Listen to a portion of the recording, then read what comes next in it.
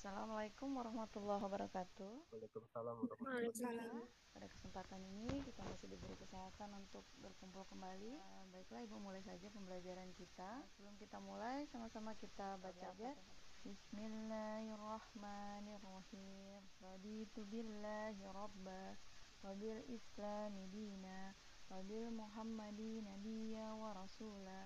Rabbil zidni ilma warzuqni fahma birahmatika ya arhamar rahimin. Boleh tunjukkan wajahnya dulu untuk beberapa saat. Ya, ini adalah pengertian ilmu. Ilmu itu berasal dari bahasa Arab, yaitu dari kata alima ya'lamu, ilman. Alima merupakan kata kerja yang artinya mengetahui. Segala ilmu pengetahuan yang kita ketahui sekarang berasal dari Allah lewat para nabinya, agar manusia lebih mudah menjalankan kehidupannya. Sementara yang dimaksud dengan menuntut ilmu adalah suatu usaha yang dilakukan secara sadar untuk memperoleh pengetahuan dengan tujuan untuk mengubah seseorang yang tidak tahu menjadi tahu. Karena pada dasarnya dengan memiliki ilmu menjadikan seseorang mendapatkan jalan untuk mendapatkan kebenaran. Kita lanjutkan. Dalam Islam itu membagi ilmu menjadi dua. Ya, ketika kalian mempelajari ilmu, Islam itu bagi ilmu menjadi dua. Yang pertama adalah ilmu yang fardu ain. Fardu ain itu adalah wajib.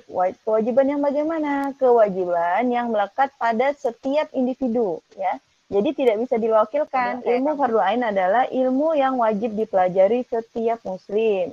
Selanjutnya ilmu fardu kifayah. Apa itu fardu kifayah? Jadi fardu kifayah itu contohnya adalah penyelenggaraan jenazah. Jadi memandikan, mengkafankan, menyolatkan itu cukup sebagian saja. Jadi ilmu fardu kifayah itu adalah ilmu yang cukup dipelajari oleh sebagian orang saja atau sebagian kalau orang muslim mau belajar cukup sebagian saja. Kita lanjutkan tentang keutamaan menuntut ilmu. Di sini Ibu ambil ada dua hadis, dua hadis tentang keutamaan menuntut ilmu. Kita lanjutkan. Selanjutnya, ada penuntut ilmu. Ada penuntut ilmu itu yang pertama tadi harus ikhlas, ya. Luruskan niat. Selanjutnya adalah hormat dan santun pada orang tua. Selanjutnya berdoa. Ketika kalian itu sudah ikhlas, minta doa orang tua, santun tadi kan. Selanjutnya harus berdoa. Berdoa kepada Allah, minta kemudahan. Jadi salah satunya misalnya ketika mau belajar itu baca doa. Setidaknya baca bismillah lah ketika buka. Selanjutnya adalah semangat dalam belajar. Ketika belajar itu harus bersemangat. Ketika kalian bersemangat dalam belajar ada giroh, ada semangat. Karena ada tadi tujuan yang ingin kita capai. Ada keinginan kita. Jadi harus semangat. Jadi semangat itu nanti harus dibuktikan.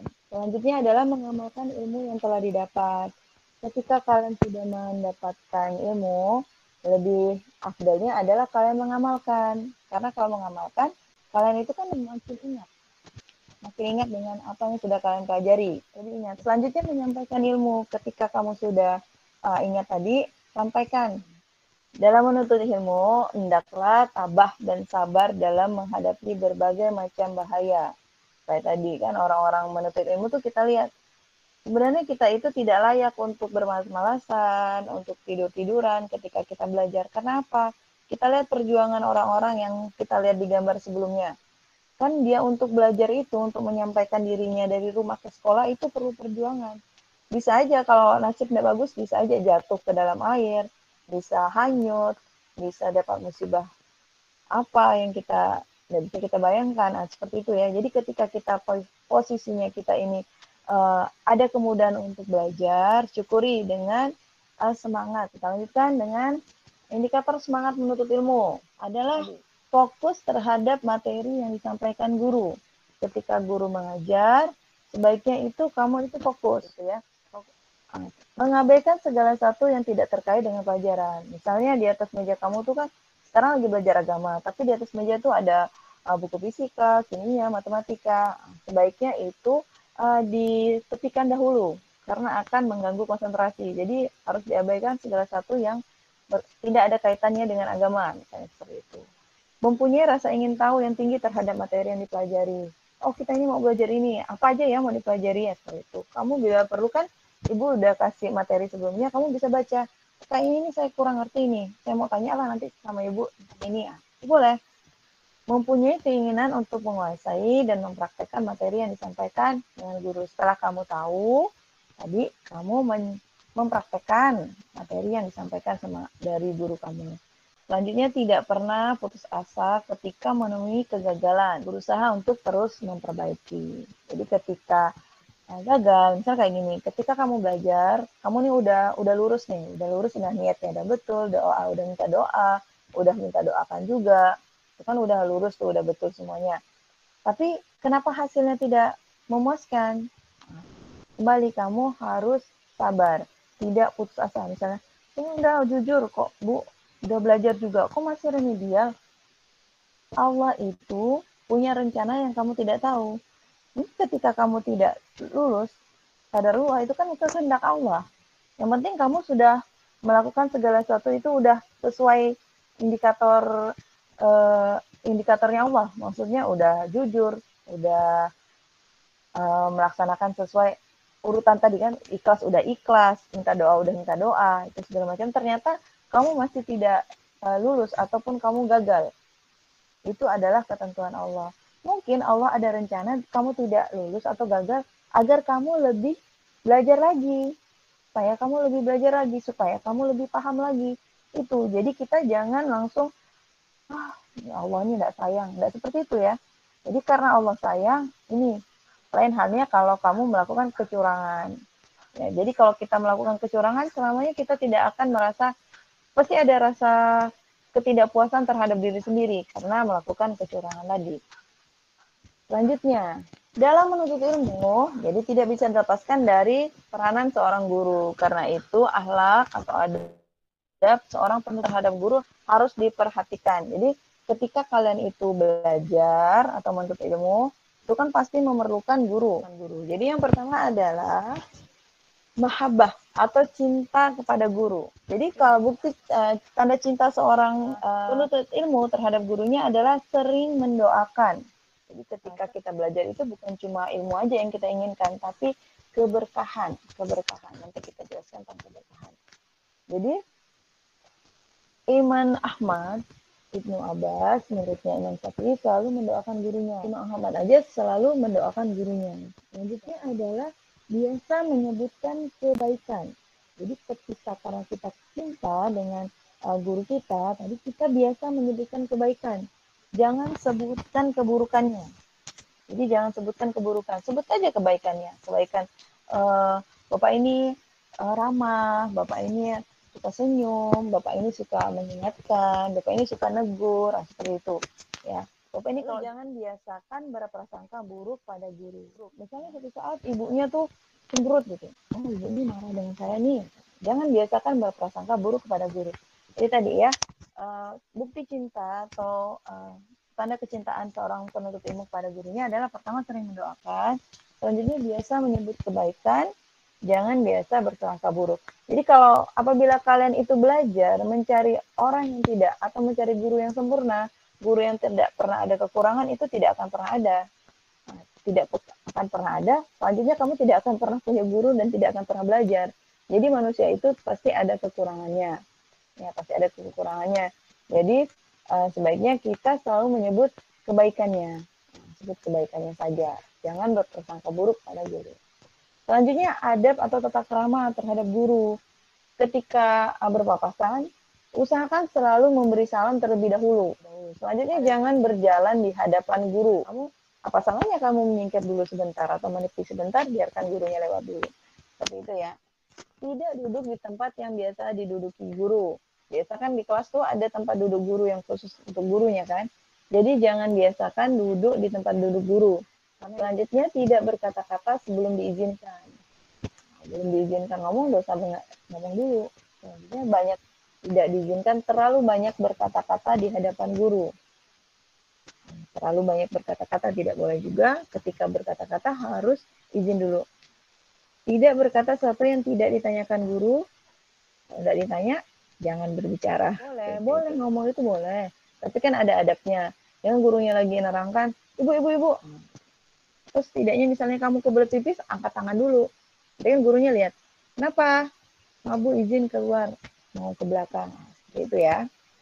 Tidak menyalahi pendapat guru karena merasa lebih benar atau lebih mengetahui daripada guru. Ini termasuk dalam perkara yang kurang adab. Jadi, kalau kamu tahu, misalnya kamu udah belajar duluan atau udah baca duluan, kamu nih tahu kayaknya salah lah, bukan kayak gitulah. Jadi kamu itu tidak boleh langsung, bukan kayak gitu, atau Pak, salah Bapak tuh, nggak boleh seperti itu. Tapi kayak tadi, maaf Ibu, Pak, saya ini tahu, saya ini pernah baca, ini kok seperti ini ya, nah boleh tanya seperti itu ya. Selanjutnya, tidak memalingkan muka ke kiri dan ke kanan saat berada di hadapan guru. Jadi ketika kalian itu, ini kan Ibu kan ada nama kamu ya. Jadi ketika tatap muka, misalnya di ruang kelas, itu tidak boleh noleh kiri, noleh kanan. Emangnya sholat ya. Assalamualaikum, assalamualaikum gitu. Jadi ketika kamu itu sedang belajar, usahakan jangan toleh-toleh. Jangan toleh-toleh.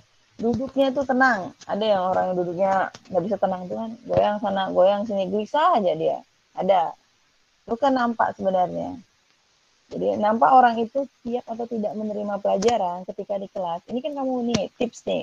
Ketika kamu di kelas, kamu kan misal masuk kelas tatap muka kan, kamu bisa lihat ketika guru kamu masuk, lalu kamu tuh bisa lihat teman-teman kamu yang udah siap belajar itu siapa, kamu bisa lihat. Orang yang siap belajar itu beda dengan orang yang tidak siap. Orang yang siap belajar adalah akan duduk dengan tenang, akan memperhatikan dengan seksama. Tapi orang yang tidak siap belajar, ada aja yang goyang, entah kakinya kah, tangannya, kepalanya kah, ada aja yang goyang. Nah, itu berarti dia belum siap atau dia tidak fokus ketika dia belajar. Seperti itu ya. Selanjutnya apabila guru berdiri, hendaknya ikut berdiri. Ya. Tadi keberkahan ya, Ibu jelaskan sedikit tentang keberkahan. Jadi ketika kita belajar itu, kita memerlukan yang namanya keberkahan. Ketika kita belajar itu, mungkin sekarang kita terasa sakit, mungkin kita terasa tidak enak atau tidak nyaman. Tapi ketika kita memperoleh, karena kalian kan posisinya tidak selalu belajar, walaupun manusia itu belajar sepanjang hayat ya. Ketika kalian itu tidak belajar, ada orang yang mendapatkan keberkahan, misalnya ketika masuk kuliahnya gampang, ketika mendapatkan kerjanya gampang, ketika mendapatkan jodoh gampang, ketika berumah tangga gampang. Itulah namanya keberkahan. Keberkahan itu kemudahan-kemudahan yang kita terima tanpa kita sadari loh. Tanpa kita sadari, kadang kan kita berpikir, kok enak lalu ya? Kok mudah ya? Kok gini ya? Kan kadang-kadang ada perasaan kayak gitu. Jadi kan itulah namanya keberkahan. Jadi keberkahan itu salah satunya tadi dari kita menuntut ilmu, dari adab dan akhlak kita. Nah, kita mendapatkan keberkahan dari situ. Jadi dengan guru juga, karena guru itu adalah orang tua kalian juga. Jadi jangan mudah menyangkal. Apalagi membicarakan, besok kita kan suka tuh, ternyata kayak gitu ya. Oh gitu ya. Jangan biasakan seperti itu. Selalulah tadi kan berprasangka baik, ada keberkahan di situ. Alhamdulillah, jadi selesai pembelajaran kita kali ini. Ada yang ingin ditanyakan dulu atau ingin disampaikan apa kira-kira? Nggak ada, Bu. Ibu tanya satu ya pertanyaan ya.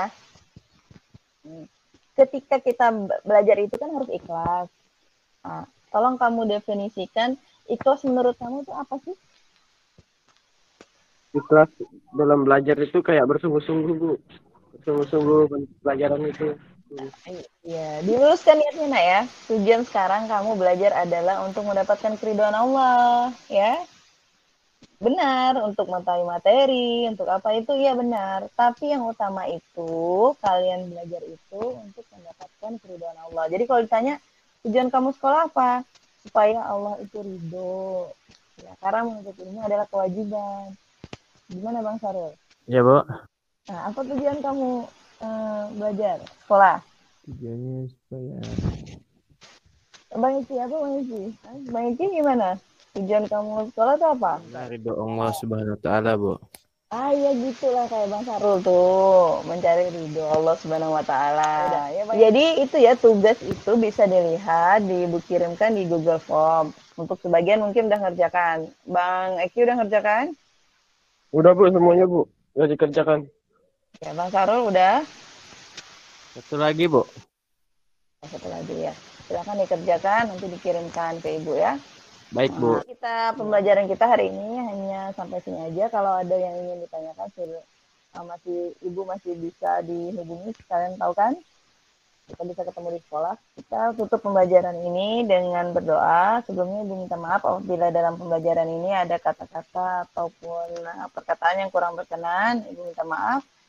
Kita tutup pembelajaran dengan baca hamdalah. Alhamdulillahirabbil alamin. Alhamdulillahirabbil alamin. Dengan doa penutup majelis. Subhanakallahumma wa bihamdika asyhadu an la ilaha illa anta astaghfiruka wa atubu ilaik. Assalamualaikum warahmatullahi wabarakatuh. Waalaikumsalam warahmatullahi wabarakatuh, Bu.